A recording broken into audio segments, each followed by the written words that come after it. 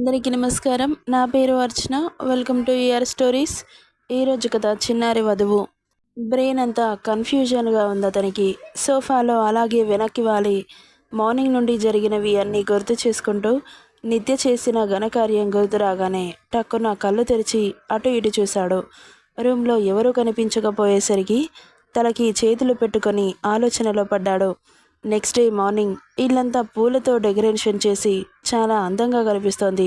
అప్పుడే బయటకు వచ్చిన హేమాంష్ ఇల్లంతా ఒకసారి స్కాన్ చేసి కనుబొమ్మలు ముడిచి కిందకి వచ్చి మేడ్స్కి ఏం పని చేయాలో సీరియస్గా చెబుతున్న తల్లిని చూసి మామ్ అంటూ పిలిచాడు. ఆగునన్నా మంగమ్మ, నువ్వు తీసుకెళ్ళి అక్కడ కట్టేయి, గెస్ట్లకి ఎలాంటి ఇబ్బంది కలగకూడదు అని చెప్పుకుంటూ అక్కడి నుండి వెళ్ళిపోతున్న శైలజను చూసి మామ్ అంటూ అరిచాడు. ఏంట్రా అలా అరుస్తావు?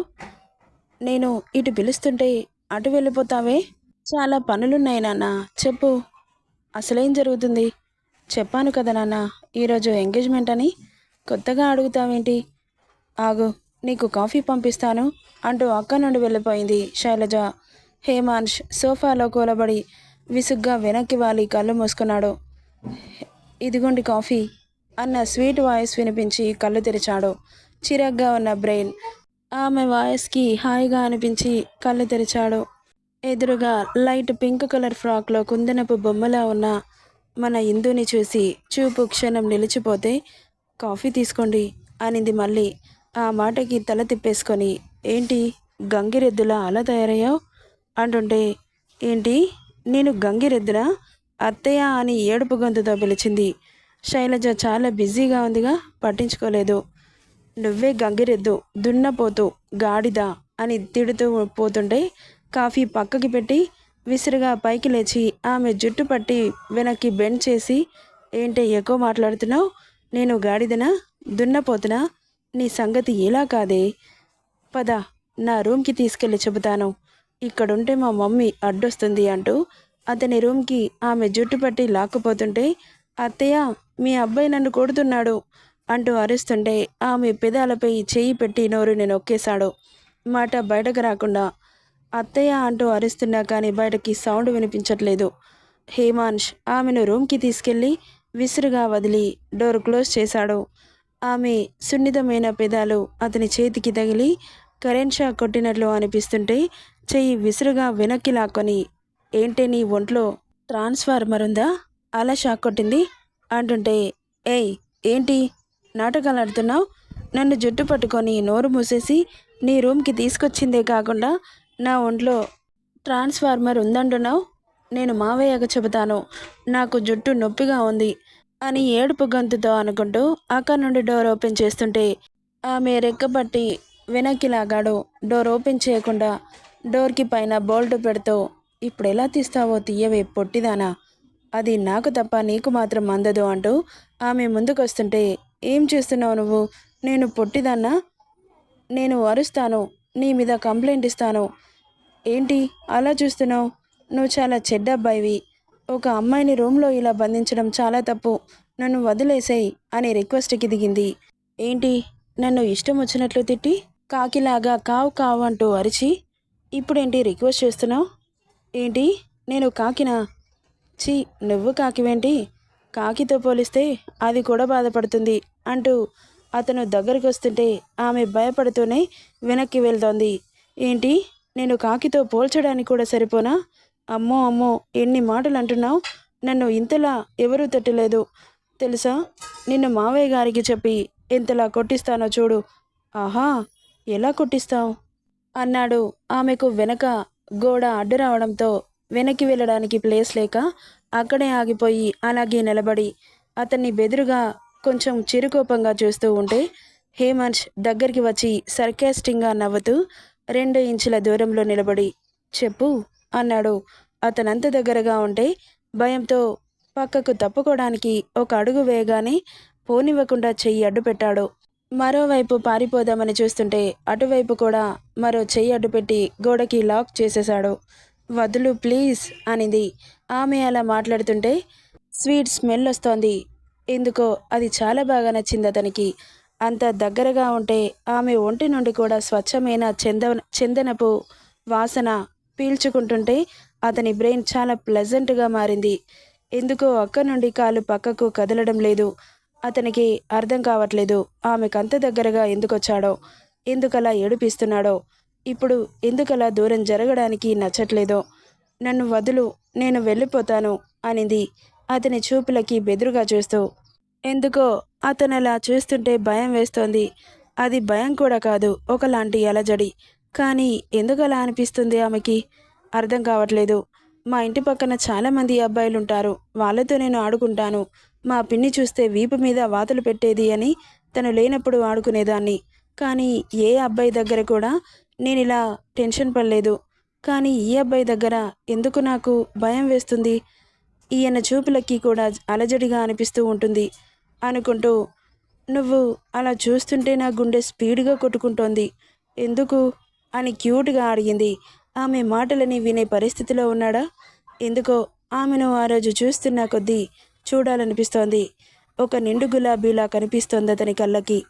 నిన్నే వదులు, నన్ను నువ్వలా చూస్తున్నా, దగ్గరికి వస్తున్నా భయం వేస్తోంది.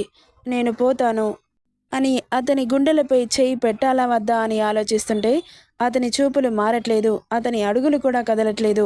ఇక అక్కడే ఉంటే హార్ట్ అటాక్ వచ్చి పోతానేమో అని భయం వేసి అతని ఏ ఆచ్ఛాదనం లేని ఛాతీపై చెయ్యి వేసి వెనక్కి నెట్టడానికి ట్రై చేస్తుంటే అతని ఛాతీ డైరెక్ట్గా ఆమె చేతికి తగలగానే ఇంతకు ముందులా అతనికి ఎలా కరెంట్ షాక్ కొట్టిందో ఇప్పుడు ఆమెకు అలా కొట్టి టక్కున చేతి వెనక్కి లాక్కొని తిమ్మిరిగా అనిపిస్తుంటే చెయ్యి దులుపరిస్తూ గూడ్స్ రైల్లా పరిగెడుతున్న ఆమె గుండెని అదుపు చేసుకోలేక, అతన్ని దూరం చేయలేక నానా అవస్థలు పడుతుంటే, ఏంటి భయం వేస్తుందా? మరి నన్ను తిట్టినప్పుడు భయం వేయలేదా అన్నాడు హస్కీగా. నువ్వు ముందు తిట్టావు కదా, అందుకే తిట్టాను. నా ఇష్టం అన్నాడు ఆమెను స్కాన్ చేస్తూ. ఏంటి నీ ఇష్టం? అయితే అలా తిట్టడం కూడా నా ఇష్టమే. ఆహా, ఇంకేమిష్టం? నిన్ను ఎవరైనా తిడితే ఇష్టం అనింది లేట్ చేయకుండా. ఇంకా అన్నాడు దగ్గరికొస్తూ. పాప గమనించలేదు. ఇక అతని శ్వాస ఆమెకు వెచ్చగా తగిలి వాళ్ళు పరవశానికి గురవుతూ చెమటలు పుట్టిస్తుంటే అప్పుడు తేరుకొని, నువ్వేంటి అలా వస్తున్నావు? దూరం జరుగు అనింది తడబడుతూ. అయితే నువ్వు తిట్టిన తిట్లకి నా కాళ్ళు పట్టుకొని సారీ చెప్పు, అప్పుడు జరుగుతాను. నో, నేను అస్సలు చెప్పను. నేను నీకు సారీ చెప్పను. ఎందుకు చెప్పాలి? ముందు నువ్వు నన్ను తిట్టావు, నేను కూడా అందుకే తిట్టాను. నువ్వు తిట్టకపోతే నేను కూడా తిట్టకపోయేదాన్ని కదా అనుంటే, అయితే సరే, ఈరోజు మన ఎంగేజ్మెంట్ జరగదు. నువ్వు ఇక్కడే ఉండాలి, ఇలాగే నేనేం చేసినా సైలెంట్గా చూస్తూ అన్నాడు టోన్ మార్చి. అతను అలా మాట్లాడుతుంటే భయంతో చెమటలు పట్టేస్తున్నాయి. నువ్వేంటి అలా మాట్లాడుతున్నావు? జరుగు, అత్తయ్య నన్ను పిలుస్తోంది అని ఆల్మోస్ట్ ఏడ్చినంత పనిచేసింది. అయినా కానీ ఊరుకుంటాడా? కాళ్ళు పట్టుకొని సారీ చెబుతావా, లేక ఇలాగే బాగుందా అన్నాడు ఆమె పెదాల వంక చూస్తూ. అమ్మో, నేను ఇక్కడుండను. నీ చూపులు నీ మాటలు నాకు భయం వేస్తున్నాయి. నువ్వేదో చేస్తున్నావు. నువ్వు ఇలా మాట్లాడుతుంటే నాకు ఎలాగో అనిపిస్తోంది. ఎలా అనిపిస్తోంది? ఏమో నాకు తెలియట్లేదు. నువ్వు దూరం జరిగితే చెబుతా. అయితే నీ అంతలో నువ్వు నన్ను దూరం జరిపితే ఇక్కడి నుండి వెళ్ళిపోవచ్చు. అమ్మో, నేను నిన్ను టచ్ చేయను. నీ బాడీ ట్రాన్స్ఫార్మర్లా ఉంది. ఇంతకు ముందులా కరెంట్ షాక్ కొడుతుంది. నాకు ఇలా కరెంట్ షాక్ కొట్టడం రెండోసారి. మా ఇంట్లో ఫ్యాన్ స్విచ్ వేసినప్పుడు నా చెయ్యి తడిగా ఉండి కొట్టింది. ఇప్పుడేమో డ్రైగా ఉన్న నీ బాడీని టచ్ చేస్తే కొడుతోంది. అప్పుడు స్పృహ తప్పి కింద పడిపోయాను. ఇప్పుడు కూడా మళ్ళీ కింద పడిపోతానేమో అంటుంటే ఆమె మాటలకి నవ్వొస్తోంది. కానీ నవ్వుతాడా? అయితే మనిద్దరం ఇక్కడే ఉండిపోదామా? ఇలాగే. మీకేం పని పాట లేదా? ఉంది, చాలా ఉంది. ఇదేంటి, ఇది పని పాట కాదా అంటుంటే, ఇది కాదు, నువ్వు టీవీలాగా ఉండే ఒక డబ్బాలో పని చేసుకుంటావు కదా. టీవీలా ఉండే డబ్బానా అంటే ఏంటి అని క్షణం ఆలోచించాక అప్పుడు గుర్తొచ్చి, ఓహ్, ల్యాప్టాప్నా అన్నాడు. ఏమో నాకు తెలీదు, అందులో చేసుకో, కానీ ఇక్కడ కాదు అనింది. అందులో చేసి చేసి బోరు కొట్టింది. ఈ పని చాలా బాగుంది, నేను ఇక్కడే చేస్తాను. ప్లీజ్ అండి, నేను వెళ్ళిపోతాను, నన్ను పంపించండి అంటుంటే, సరే పంపిస్తాను, డెఫినెట్గా పంపిస్తాను, నా కాళ్ళు పట్టుకుంటే. నో, నేను పట్టుకోను అనింది. అయితే నేను పంపించను అన్నాడు. ఏడుపు మొహం పెట్టి నిలబడింది. హేమాంష్ అలాగే చూస్తూ నిలబడ్డాడు. ఇద్దరి మధ్య ఇంచు దూరంలో ఒకరి ఉచ్ఛ్వాస నిశ్వాసలు ఒకరికొకరు తగులుతుంటే ఇద్దరిలో ఏదో తెలియని అలజడి. ఇక అతని చూపులు చేంజ్ అవుతూ అతని చెయ్యి ఆమె ఒంటిని తాకుతుందనగా ఇదంతా టెన్షన్గా చూస్తున్న ఇందు ఆగండి అంటూ అరిచింది. ఆమె అరుపుకి లిప్ కార్నర్ చిన్నగా వైడ్ అయింది. అయితే కాళ్ళు మొక్కుతావా అన్నాడు. "హ్మ్" అని ఏడుపు మొహం పెట్టింది. మొక్కుతావా లేదా అన్నాడు. మొక్కుతా అంటూ తల గిరగిరా తిప్పింది. అయితే ఫాస్ట్ అన్నాడు.